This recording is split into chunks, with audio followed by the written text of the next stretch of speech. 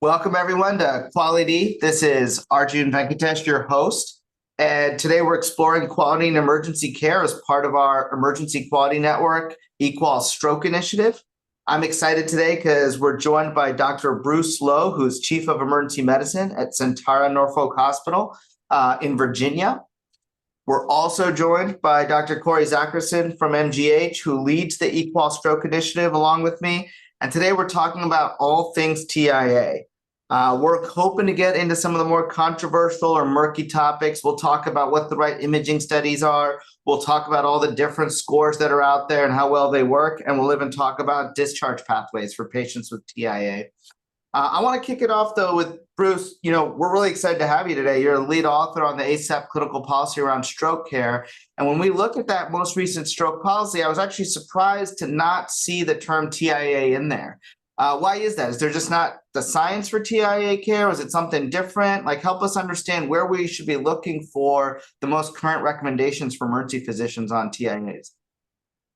Yeah, well, first, thank you for inviting me, Corey and Arjun, to the podcast. But specific to your question, our focus was really on acute stroke. And so we had a stroke policy back in 2016, and it was time to update that.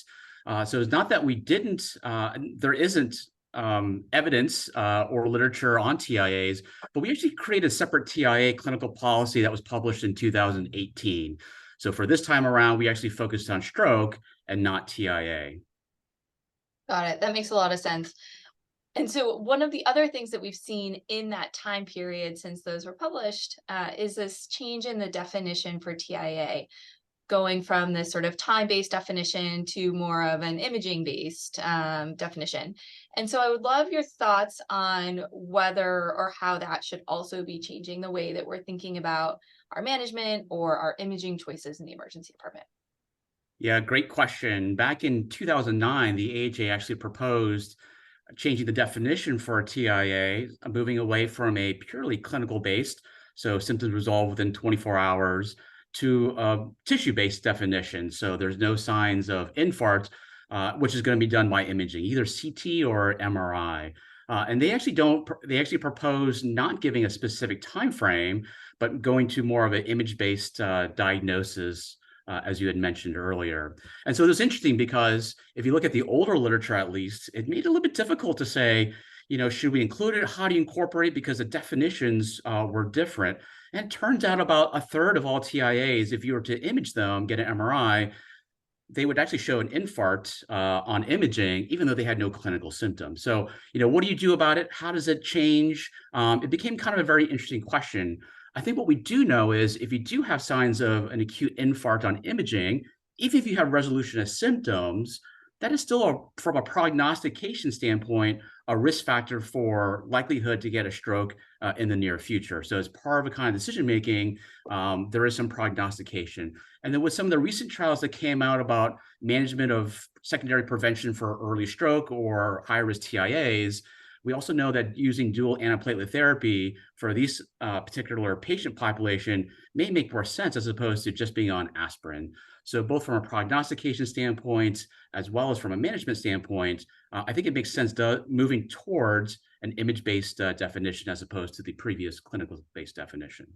Yeah, it's interesting, Bruce, when you mentioned dual antiplatelet therapy. And the reason is we find that practice is really hard to change. And we know this, right? The clinical evidence, its adoption is really slow. There's a million different reasons for that. We're trying to do a lot of things to speed that up. There's some similar parallels here between MIs and TIAs. Early use of dual antiplatelet therapy is something that there was evidence for doing it in NSTEMIs and STEMIs, but it really took us getting institutional guidelines, basically order sets, and mandating and saying we're going to use this every time in order to get adoption of that. What does that look like in the space of TIAs, right? What do you think it's going to take to identify the right patients and get them dual antiplatelet therapy in the TIA space? I think that's a great question. And you're right, change is hard. If you look at the cardiac literature, they looked at some of the more recent guidelines over the years, and it took almost 10 years before people were able to change their practice from when the evidence was published. So yes, it's a very difficult to change the habits. And I think the problem becomes is, especially nowadays, the evidence is coming so rapidly and so quickly, it's hard to keep up to know what you should and shouldn't be doing. And I think you nailed it on the head. It's really about institutional practices and kind of setting that standard. I know back when I first started 20 years ago as an attending, I was asking some of my partners at the time, especially those in the community practice, why do you do what you do? And I was also always kind of interested to hear what their response was. But as things have rapidly changed, and I would ask them, what are your thoughts on this? It turns out that a lot of them say, look, just tell me what to do at the end of the day. And I think that's where having some sort of standardization, now that pretty much everybody's on an electronic medical record or EMR-based system, we have order sets, having some sort of standardized pathway where people can easily get to the information that they need to know, or what we refer to as just in time, I think makes a whole lot of sense. Otherwise, there's just too many things to remember, too many changes, too many nuances to kind of go astray. So having the order sets kind of built into place, maybe some hand-holding along the way with education, having our consultants, being there at least to help us in the beginning until we become more comfortable changing that practice. And in this case, dual antiplatelet therapy. Great. And I think the point about sort of having guidelines and having protocols in place to help us just guide management is really valuable. It just makes me think of the Raven study that Bernard Chang led out of Columbia, where they showed that they could implement this TIA pathway and rapidly discharge patients from the emergency department and ensure that they sort of got all of that secondary prevention and follow up and, expertise that they needed. And we've done something similar at MGH. We actually transitioned from using MRI to using CTA and doing vessel imaging. And as long as, that the parent vessel could be cleared in consultation with neurology, the patient would be discharged and have rapid outpatient follow-up. But in thinking about sort of what those pathways look like and how different people at different places might be approaching those or developing their own, I wonder what your thoughts are on how to be thinking about imaging as part of that, and whether, with EDs transitioning to CTA, are we losing the ability to diagnose that small stroke rather than the TIA? Does every patient that has a potential TIA need the vessel imaging? Like, how should we be thinking about that in our ED context? Yeah, great question. I think it shows that one size doesn't fit all. And what works at maybe at your facility or my facility may not work at everybody else's facility, depending on what resources are available. I think what's interesting is, MRI, even in 2023, remains somewhat of a difficult resource to have easily accessible. Now, some EDs have ED-based MRIs, and that's fantastic. But most EDs still have quite a limitation in terms of that resource or that availability to get the MRI stat through their ED. I know in my community sites, for instance, most of our hospitals actually have 24/7 in-house MRI techs, but still to get an MRI through the ED, you could wait 12 to 24 hours, depending on priorities, who they have on the list and backup and so forth. I think what has become a lot more easily accessible across at least the US is CT and specifically CT angiography, as you had mentioned. I think when you think about, what are the absolute critical bits of information that's going to make a difference? And when it comes to TIA, it's really about secondary prevention because their symptoms should have resolved at that point. I think CT angiography and looking at vessel imaging is probably the most important, and specifically looking at carotid stenosis. So if you have significant carotid stenosis, greater than 70%, and you had symptoms that are consistent with the TIA, that's going to change your management and disposition for that patient, as opposed to a patient who has no symptoms and then getting an MRI. I think the MRI tends to be kind of a lower yield test, although important. I think there is some debate. Do you have to get it right then and there in the emergency department, or can it be obtained, say, within the next 2 to 3 days? So I think this is a really good place for discussion, because I think historically, when emergency physicians talk about this, when we talk to medical directors in EQual who are talking about their local stroke protocols, we often talk about imaging as if it's a resource-based decision and that we're sort of making a blanket decision for everybody. So, well, we are going to do CTAs because we don't have MRI. We don't have access to a tech 24/7. Our turnaround times are too long. What I'm hearing from you guys is actually something that's very different, which is much more patient-based and patient-centric. And to say, actually, the preferred test, the critical information, is the information we get on the CTA. And so, like, if you were to sort of pretend you had both, right? Pretend you work at a place that has 24/7 quick access to turnaround of MRI and CTA. How would you advise the emergency physician to approach that TIA patient in that setting? Yeah, so that's a dream kind of scenario, and I'll tell you, where I'm at as the medical director in chief. I dream about these scenarios all the time. What would I do? Had I won the lottery? So I think if you had absolutely all resources available, yeah, absolutely get the MRI. Get the vessel imaging. You can do an MRA or CTA, absolutely. But I think the reality is for most facilities, that's usually not an option or not an easy option to obtain.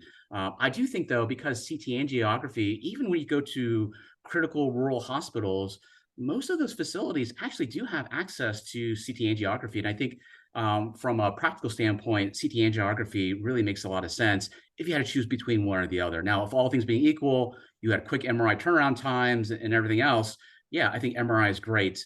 I think from also another practical standpoint, and this is me wearing my medical director hat and thinking about flow and throughput, and not having to take care of patients, in the hallways or in the waiting room, post COVID, from a flow perspective, yeah, I think CT angiography makes a lot of sense just from how long it takes to do the CT compared to the MRI. And of course, you have to have the appropriate radiologist interpreting and so forth.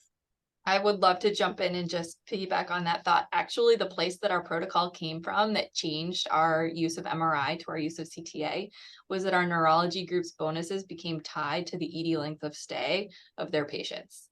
And so then all of a sudden they were motivated to sort of have a better strategy for throughput and recognized that, in fact, we were not losing anything clinically by doing this. Yeah, I mean, I think that's the thing, right? Like, if to ask a patient to be around the ED that much longer, higher cost, everything else, what are you really getting for it? I'll say there's probably a fear that's brewing on some of our listeners' minds around medical legal risk. It always comes up when we're talking about diagnosis of high risk conditions. And so if I just get a CTA on that TIA patient and discharge them, am I really at greater medical legal risk, or is that sort of more fear than fact? Yeah, great question. I don't know the answer to that from what's been out there in the medical legal world, but what I will say is this, the standard of care are really based on what that local protocols and what your local standard suggests. And so I think this is tying back to what we just talked about, having discussions with the appropriate stakeholders, having kind of a hospital-based or system-based kind of approach to say, look, we're going to do CTAs for TIA patients, and we'll consider this a standard of care. I think that's how we protect our members, by having these protocols in place. Otherwise, you kind of run into the problem of, yeah, I do CTA or maybe I do MRI, and then there's a bad outcome, and then you always get second guessed because hindsight's always 20/20. So just to follow on that in the sort of risk question, because I practice in a place where we have neurology that sits in the emergency department, and so it's like very straightforward to walk over to their desk and consult them on this patient. But our protocol involves neurology weighing in on every TIA patient that gets a CTA to clear the parent vessel for us. And so I recognize that that is not the case at the vast majority of places. And so if people are doing the CTA elsewhere, is it really the carotids that they should be looking at? Is there another way that they should be approaching that sort of clearance step? Yeah, I think that's a great question. I think the most important for vascular imaging is really the carotids, because if you have a significant carotid stenosis and you had a TIA, right, you're moving quickly towards getting a carotid endarterectomy or carotid stenting, depending on the patient and what resources are available. And then even though the guidelines suggest can be done within 2 weeks, I think a lot of places have moved towards kind of fairly urgently getting it done, usually within a couple of days. At least in my health system, we would admit all these people formally to have the procedure done within the next day or two. I think intracranial vessel imaging is an interesting question. Obviously, if you have stenosis, that does portend to a higher risk for recurrent stroke. But we know that also that medical management is actually first-line therapy and not an interventional procedure like stenting or some sort of endarterectomy. So I think most importantly is getting carotid imaging first and foremost. And I think having the intracranial imaging is a nice thing to have and can help for risk stratification for future strokes. But you're probably not going to act on that, immediately in terms of intervention, because it's going to be medical management primarily. How do you wrestle with, I think one of the challenges here is we have a specialty in emergency medicine where we're historically built ourselves on the idea of ruling out bad things. And so we have trained our residents and built much of this around these really binary decisions. Our job in the ED is to rule out a stroke. That is in tension with what we feel around things like TIAs, because you can rule out a stroke and do nothing for the future risk modification for that patient. You could also not make a diagnosis, right? Just saying this patient did not have an acute stroke. Versus there's an emerging, I think, increasing focus in emergency care because we've got access to all the acute technologies, because of research, because of different tools that we have to say, well, we can not only rule out a stroke, but we could also make that carotid diagnosis that needs urgent surgery, or we could do the urgent risk stratification that identifies the patient that needs to be on dual antiplatelet therapy. And in many ways, that's really expanding the scope of what you think about our role and our job is in emergency medicine. How do we help folks with that? Because that's different than the job they trained with. And how do we get them comfortable with that? Yeah, that's a great question. And I think emergency medicine in general is at a crossroads. Just like you said, myself trained and most people, we train just for the hyperacute or the acute emergency at that time. We either roll in or roll out. And then once we rolled out, we kind of hand them back off to the primary care doctor or somebody else. But, it's not our problem. It's somebody else's problem. But I think what we learn more and more is for a lot of our patients, the emergency department really is the one and only kind of point of contact in terms of healthcare, especially those with social determinants of health, right? They don't have access to follow up, whether they're uninsured or underinsured, or they have other barriers, like they don't have transportation. Even if you could set up a follow-up appointment clinic in the next couple of days, right? They can't get there for whatever reason, or they're homeless, they don't have a telephone. And so I think we're at a crossroads in emergency medicine about, how more involved do we get into in terms of, say, secondary prevention? And whether you're talking about treating high blood pressure, diabetes, I mean, these were things that 20 years ago when I joined my group, it was a heck no in terms of, would I ever start somebody on medications for some sort of chronic disease management? Whereas I think nowadays, most people are at least willing to start certain medications, or at least have that conversation to approach.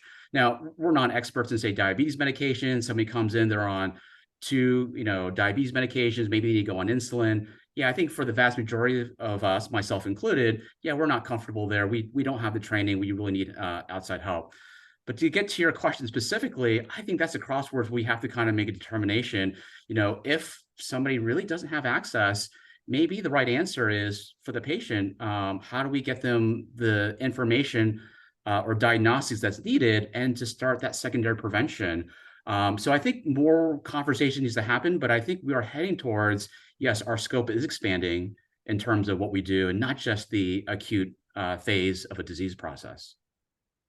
I think one of the things that I want to make sure that listeners leave with is a clear set of, if I were to go and try to put a protocol in place in my shop tomorrow, what do I need to do and what do I need to think about?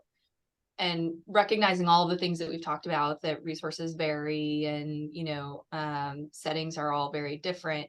If there were some sort of clear bulleted points about what are the things that somebody needs to think about if they want to go, implement something tomorrow. Yeah, great question. I think a couple things off the bat. First, we know you're going to have some sort of neuroimaging. MRI is ideal, but as we mentioned before, for most facilities, it's pretty limited in terms of the resource availability. So you're doing a non-contrast head CT, and we all know that, especially when you have symptom resolution, it's probably going to be unremarkable, that non-con head CT. Probably if you're thinking TIA at this point and you have a negative head CT, vessel imaging is probably going to be the next most important, at least from a patient-centric standpoint, and getting some sort of carotid imaging. So whether that's CT angiography, if you're going to do ultrasound, that's probably an adequate screening. Although if you have a positive or non-diagnostic ultrasound, you are going to have to go to another step. So some sort of vascular imaging.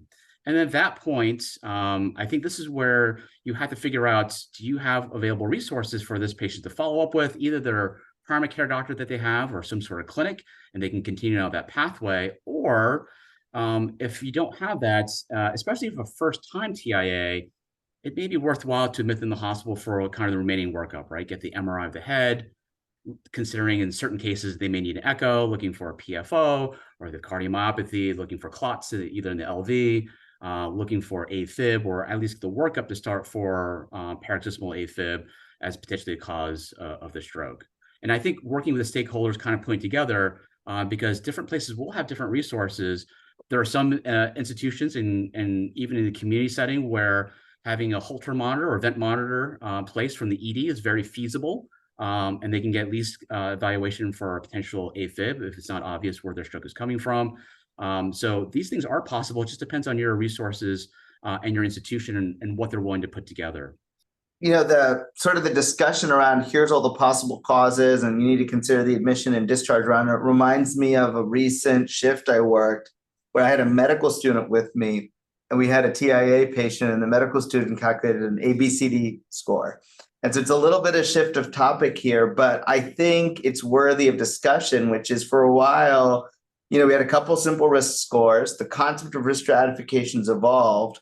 How do you think emergency physicians should be thinking about it today? What does risk stratification look like? Sort of where do we live with all the different scores out there? Are any of them actually sort of good enough to use for meaningful decision making, or are they just sort of soft prompts?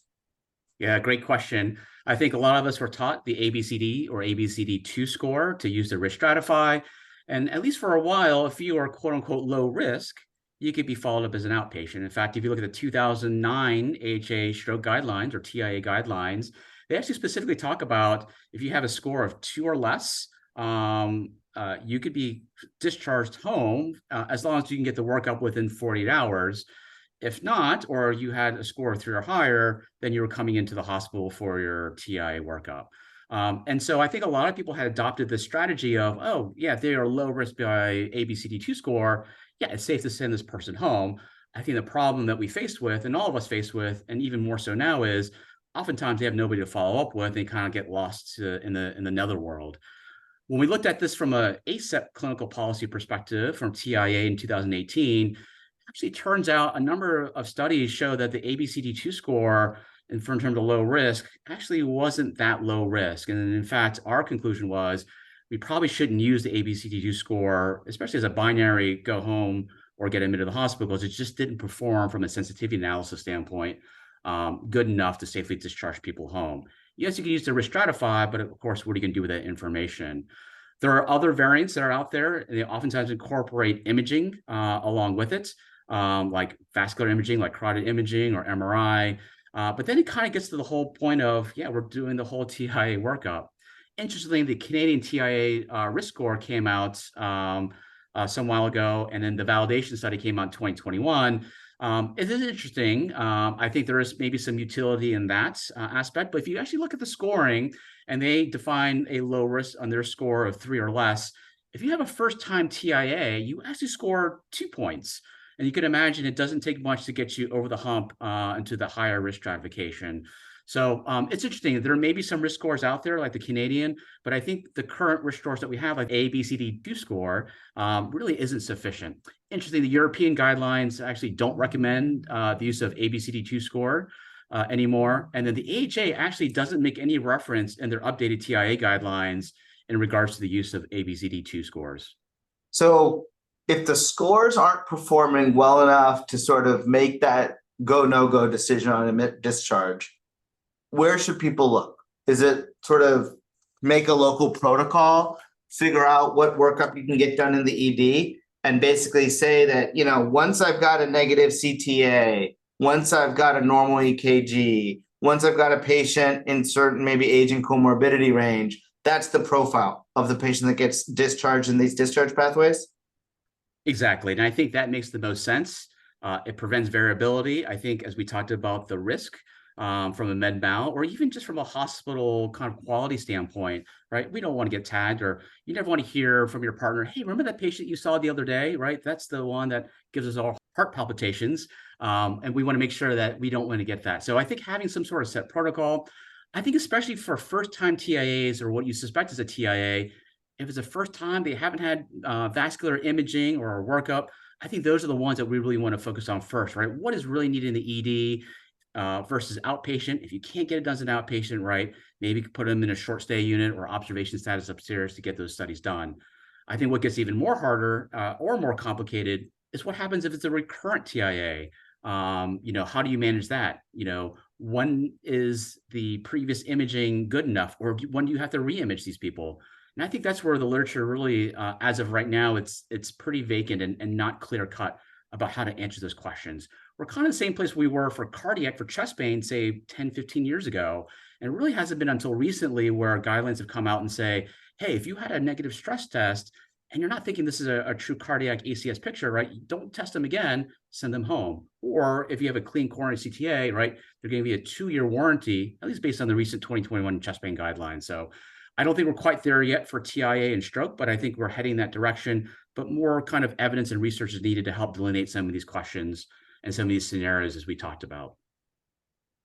Bruce, this has been so helpful. I've learned so much today. And so, one of the things I always give every one of our guests here on Quality Assurance to do is, take the soapbox. I know you're an expert. You've probably seen a bunch of emergency physicians make, great decisions as well as mistakes when it comes to the care of patients with TIA. And so if there's any one last parting thought you wanted to share with our listeners, the floor is yours. Great. Well, it's great being here. I enjoy the conversation that we had.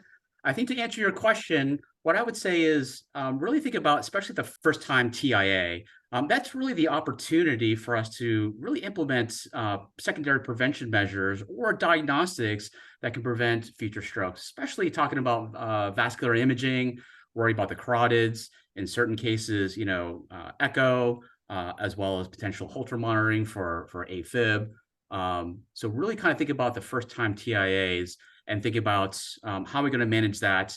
I think having some sort of standardized protocol for your health system that makes sense for your shop, especially based on resources that are available.